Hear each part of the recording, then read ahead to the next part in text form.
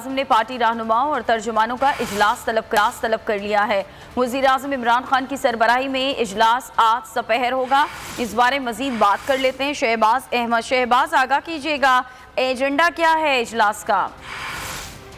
जी देखिए, वज़ीर-ए-आज़म इमरान खान ने परवानों का इजलास आज दोपहर 2:30 बजे वज़ीर-ए-आज़म हाउस में तलब कर लिया है, जिसमें मुल्की सियासी सूरत हाल पर बातचीत होगी। खास तौर पर जो PDM की इस वक्त तहरीक है उसके हवाले से और मुतवक्किल जो लॉन्ग मार्च है उसके हवाले से जो इजलास में बातचीत होगी।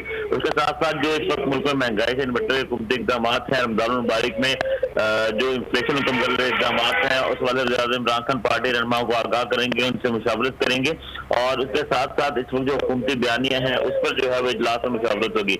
साथ साथ जो कुछ बिल जो कौमी असम्बली और सेनेट में लाने हैं उस पर इमरान खान जो है वो पार्टी देंगे और तर्जुमानों को इजलास में वज़ीर-ए-आज़म इमरान खान पार्टी रहनुमाओं को अहम गाइडलाइंस देंगे। बहुत शुक्रिया आगाह करने के लिए।